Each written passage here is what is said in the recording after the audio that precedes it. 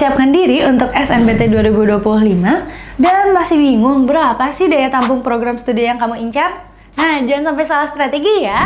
Memahami daya tampung dan jumlah peminat sangat penting agar kamu bisa memilih jurusan dengan peluang lolos yang lebih besar. Di video ini kita akan membahas cara mengecek daya tampung program studi SNBT 2025, strategi memilih jurusan dengan peluang lolos yang lebih besar, dan juga tips agar tidak terjebak memilih jurusan yang terlalu ketat persaingannya. Tonton video ini sampai habis agar kamu bisa lebih siap menghadapi SNBT 2025 dan masuk PTN impianmu.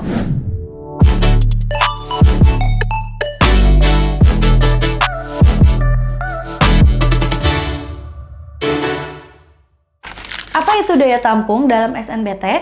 Daya tampung adalah jumlah maksimal peserta yang akan diterima di suatu program studi melalui jalur SNBT. Kenapa daya tampung penting?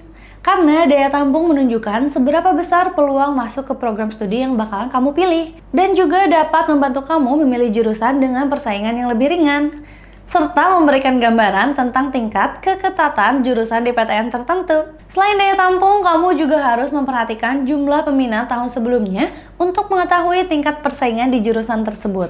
Ikuti langkah-langkah berikut untuk mengecek daya tampung program studi SNBT 2025. Yang pertama, akses situs resmi SNPMB. Buka browser dan kunjungi laman resmi SNPMB atau link di bawah ini. Lalu pilih menu daya tampung SNBT. Klik menu UTBK SNBT, lalu pilih daya tampung SNBT. Lalu akan muncul daftar PTN dan juga program studi yang tersedia di SNBT 2025. Selanjutnya, cari PTN dan program studi yang kamu inginkan. Gunakan fitur pencarian seperti Ctrl+F di komputer untuk mencari PTN atau program studi yang kamu incar.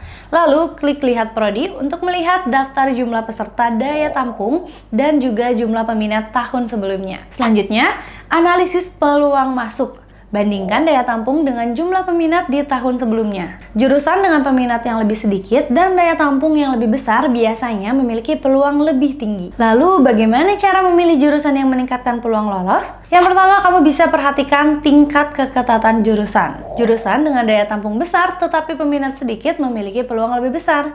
Jangan hanya fokus pada jurusan populer seperti kedokteran atau teknik informatika. Yang kedua, bandingkan PTN yang sama dengan daya tampung yang berbeda. Contohnya, teknik sipil di Universitas A bisa memiliki daya tampung lebih besar dibandingkan di Universitas B.